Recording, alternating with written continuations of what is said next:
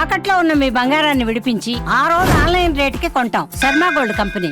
నమస్కారం, welcome to Suman TV. నేను గీతాంజలి. ప్రస్తుతం మనతో పాటు భారతీయ శంకరపీఠం వ్యవస్థాపకులు, ప్రముఖ ఆధ్యాత్మికవేత్త, బ్రహ్మశ్రీ అన్నవరపు తిరుపతిమూర్తి అవధాని గురువు గారు ఉన్నారు. వారితో మాట్లాడదాం. గురుగారు నమస్కారం అండి. ఓం శ్రీ మహాగణాధిపతయే నమః. ఉగాది వరకు కూడా విశ్వావసునామ సంవత్సరమే. అవునమ్మా. ఆ తర్వాత పరాభవనామ సంవత్సరం. అవును. అయితే ఇంకా ఇప్పుడు ఇంగ్లీష్ క్యాలెండర్ ప్రకారంగా 2026 అంకె మారినా కానీ, సంవత్సరం మారినట్టుగా ఉన్నా కానీ, మనకి ఇంకా 4 నెలల సమయం ఉంది కదండి. సుమారుగా 3.5 నెలలు. మరి ఈ 3.5 నెలలు ఎలా ఉండబోతోంది అని అంటే ఏం చెప్తారు? అగమ్య గోచరంగా ఉండబోతుందని అయితే నేను గట్టిగా చెప్తానమ్మా. ఎవ్వరు ఏమనుకున్నా సరే, ఎలా అనుకున్నా సరే, ఎన్ని తిట్టుకున్నా సరే నాకు వచ్చే నష్టం లేదు. ప్రమాదాత్ కుర్వతాం పుంసాం. ఈ విషయం నేను అమెరికాలో ఉన్నప్పుడు నవంబర్ 12 తారీఖే వీడియో చేశా. జరగబోయేది ఏమిటి, జాగ్రత్తగా ఉండండి, పరిస్థితులు బాలేదు అని. మన వాళ్ళందరికీ కూడా అనుభవం వస్తే తప్పితే, అంటే క్షవరం అయితే కానీ వివరం తెలియదు అంటారు చూశారండి. అలాంటి తత్వంలో ఉన్నారు. నాకైతే బాగా అర్థమైంది.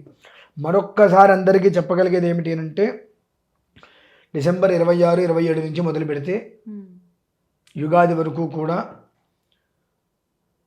చిత్ర విచిత్రాలు మనం చూస్తుంటాం. ఎందుకు ఇవాళకి 10వ రోజు క్రితం కూడా ఒక వీడియో చేశా.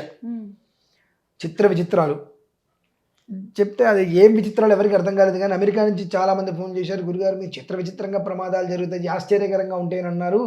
ఏంటో అనుకున్నాము. విమానం కారును గుద్దేసిందిట. రోడ్డు మీద ఉన్న కారును విమానం గుద్దిందిట. ఇవన్నీ అందులో పంపించారు. చాలా విచిత్రంగా ఉండండి, అలానే ఉన్నాయి అని అన్నారు. అవి సరదాగా చిన్న చిన్నవి జరగటం కాదమ్మా. ఊహకందనివి, అక్రమ సంబంధాలకు సంబంధించిన వాటిల్లో ఒక రికార్డు స్థాయికి వెళ్తాం. ఒక వావి ఒక వరస లేకుండా. ఇది అంటే వీళ్ళు ఎవరు, వాళ్ళెవరు, వీళ్ళేంటి, వాళ్ళేంటి ఏమీ లేకుండా డబ్బు ప్రధానంగా వెళ్ళిపోయి శరీరానికి సౌఖ్యమే ప్రధానము, అవతల వాళ్ళు ఎవరైతే ఏంటి అనేటువంటి స్థితిలో విచ్చలవిడిగా చాలా మనం చూస్తాం, వింటాం వికృతంగా. అసలు వావేంటి వరసేంటి ఏమీ లేకుండా కూడా దరిద్రమైనవి కొన్ని చూస్తాము. తద్వారా జరిగేటువంటి కొన్ని ప్రాణ నష్టాలు ఉంటే, విచిత్ర ఘటనలో కొన్ని ప్రమాదాలు జరుగుతాయి. అంటే ఏంటి ఇట్లా ఎలా జరుగుతున్నాయని కూడా మనం చూస్తే ముందు అది నిజమా అని అనిపిస్తుంది మనకే. అటువంటి విచిత్ర సంఘటనలు జరుగుతాయి. అగ్నిపర్వతాలు కూడా మన దేశమనే కదమ్మా, మొత్తం యావత్తులో జలప్రలయాలు వస్తాయి, విస్ఫోటనాలు జరుగుతాయి. దీనికి మన దేశం అంతకు మించి ఎక్కువగా వర్షాభావ ప్రభృతి అని చెప్పి నేను అమెరికాలో ఉన్నప్పుడు ఆ వీడియో ఒకసారి మీరు చూడండి తెలుస్తుంది. నేటి మొదలు 7 రోజుల్లో జరిగే ప్రమాదాలు ఇవే అన్నాను. హైదరాబాద్ మొత్తం మునిగిపోయింది కదండి. సుమారుగా అమెరికాలో ఉన్నప్పుడు 800 కాల్స్ వచ్చాయి ఒక రోజులో. గురుగారు దీని నుంచి ఎలా మీరు ఆ వీడియో పంపించారు, నేను చేసిన వీడియో నాకే పంపించి, చెప్పింది జరగట్లా, జరగబోయేవి చెబుతున్నాం. దాని నుంచి మనం బయటపడేటువంటి మార్గం అన్వేషించాలి. దాన్ని మనం పట్టించుకోవట్లా. ఆ మార్గాన్ని మనం తెలుసుకుంటే మన జీవిత గమ్యం మనకు అర్థమవుతుంది. కానీ 4 నెలలు మాత్రం చాలా అంటే చాలా జాగ్రత్తగా ఉండాలి, తప్పదు. ఇలా ఉన్న దాని మీద బాలు పెడితే ఎప్పుడు పడుతుందో ఎటు పడుతుందో కూడా తెలియదు. ఈ పైన పెట్టారండి బాలు, ఇలా ఉంది, అక్కడ బాలు పెట్టారు మీరు, ఎటో ఒకటి పడుతుంది, ఎటు పడుతుందో ఎట్లా పడుతుందో ఎవరికి తెలియదు. అలాంటి ఒక్క స్థితి అనేటువంటిది చాలా ఎక్కువగా ప్రబలుతుంది. అలానే కొన్ని వ్యాధులు, దాని పేరేంటో కూడా తెలియనటువంటి చికాకు తత్వం ఏర్పడుతుంది. మళ్ళీ ఒకసారి మనం హైదరాబాద్లో పడవలు వేసుకుని తిరగాల్సిన పరిస్థితి ఉన్నది. అంతేకాకుండా కొన్ని రాష్ట్రాలలో, ఈ మాట నేను అనకూడదు, గొడవలు, ముఠాకక్షలు, ఇటువంటి వాటి వలన ఎర్రటి వాతావరణం కింద మనం చూస్తాం. అది ఏ రకంగా అయినప్పటికీ కూడా జగతః పితరౌ వందే పార్వతీ పరమేశ్వరౌ. ఆ ఈశ్వరుణ్ణి ఎక్కువగా ఆరాధిస్తే ఏదైనా తప్పచ్చేమో, కానీ మనము చేసుకున్నటువంటి వికృతమైనటువంటి చర్యలకి ప్రకృతిని కూడా చెడబట్టేశాం. దాని యొక్క ప్రళయం ప్రకోపం ఎలా ఉంటుంది అంటే, కర్త కారయిత చేవ ప్రేరకశ్చ అనుమోదక సుకృతం దుష్కృతం చేవ చత్వార సమభాగిన. నలుగురికి కూడా దొంగతనం చేస్తుంటే ఒకడు చూశాడు, చేసిన వాడికి వస్తుంది, చూసిన వాడికి వస్తుంది, చెప్పకుండా దాచేశారు. అడిగితే నాకు తెలియదు అంటారు. దీనికి సంబంధించిన ఎంతమంది అయితే ఉంటారో ఈ దొంగతనం చేసిన వాడికి పైన ఇంకోటి ఉంటాడు, నువ్వు చేయి నీకేం పర్లా నేను ఉన్నాను అని అంటుంటాడు. ఈ నలుగురికి చూసిన వాడికి వీళ్ళందరికీ కూడా చత్వార సమభాగిన నలుగురికి కూడా ఖచ్చితంగా వస్తుంది. అందుకనే నిన్న మీకు చెప్పిన రాశి ఫలాలలో కూడా డిసెంబర్ 28 నుంచి ఉగాది వరకు కూడా చెప్పా.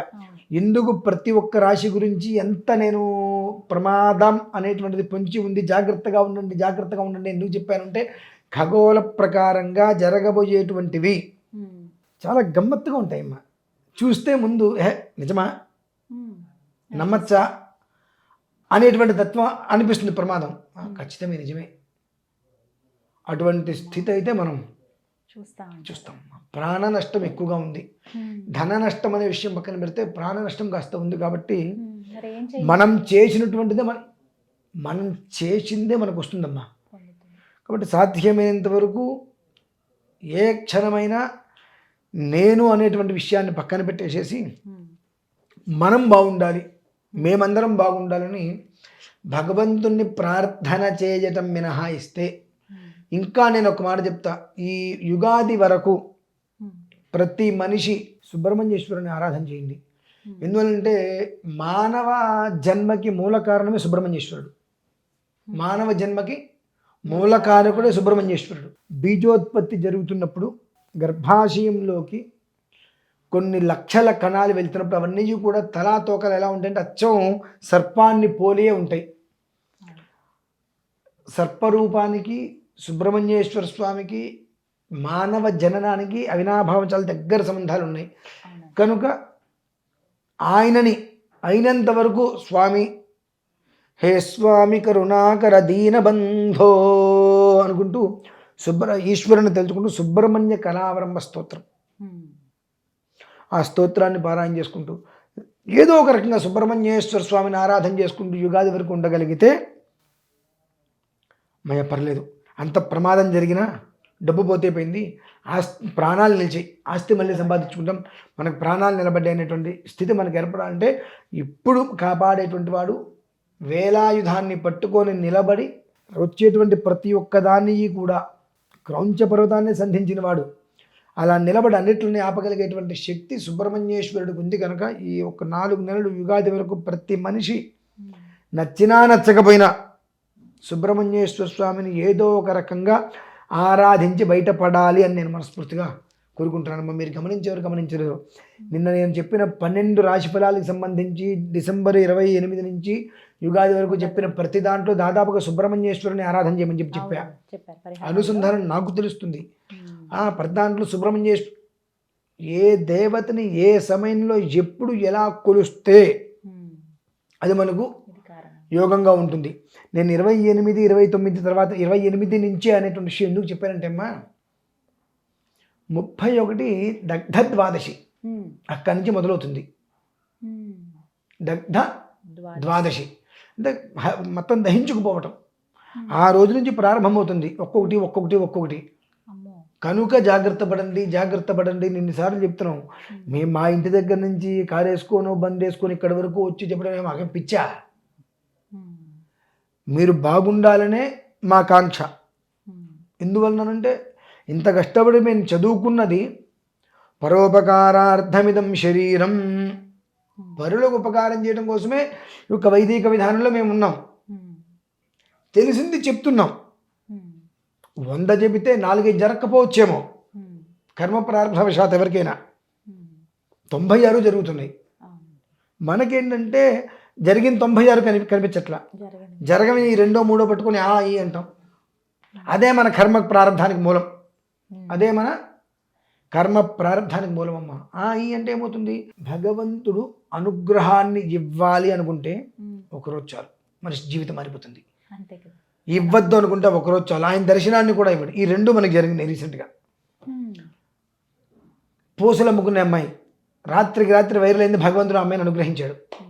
అలానే దేవుడితో ఆటలాడారు, నేను రిచెస్ట్ బిచ్చగత్తని చెప్పి బిచ్చమెత్తుకుంటున్నానని చెప్పి దర్శనానికి రావద్దని చెప్పి రాసేశారు. ఒక మాట నేను అన్నానని కాదు, అంటే భగవంతుడు చేయదలుచుకుంటే ఒక్కరోజు చాలు. ఏదైనా సరే మనిషిని మంచి స్థితికి తీసుకెళ్ళడానికి నా దర్శనం జన్మలో కావద్దు అనటానికి కూడా ఒక క్షణం చాలు. ఒక రోజు కాదు, ఒక క్షణం చాలు. అది మనకు పైకి తీసుకెళ్లే యోగం కావాలి. కనుక సుబ్రహ్మణ్యేశ్వర స్వామిని ఆరాధించుకుంటూ ఉన్న స్థానం నుంచి ఇంకొక మెట్టు ఎక్కకపోయినా పర్లేదు, కానీ ఉన్న స్థానం నుంచి దిగే పరిస్థితి మాత్రం రాని, అటువంటి స్థితి రాకుండా చూడు తండ్రి. పరిస్థితి బాగాలేదు కాబట్టి ఎవ్వరికీ కూడా ఆ పరిస్థితి రాకుండా చూడు తండ్రి. ప్రతి మనిషి కష్టపడి బ్రతికేది 5,000 నోట్లోకి వెళ్ళటానికి. 3 పూట్ల 2 పూట్ల కడుపున తిన్నా పర్లేదు, 3వ పూట మంచినీళ్ళు తాగి బ్రతుకుతాం, కానీ ఎలాంటి ఒక్క సమస్యలు రాకుండా చూడు తండ్రి అని చెప్పి మనం వేడుకోవాలమ్మా. ఈ పరిస్థితి అయితే 28 నుంచి ఉంది ప్రారంభం. సమస్య లేదు. ధన్యవాదాలు గురుగారు. పరమేశ్వర అర్పణం.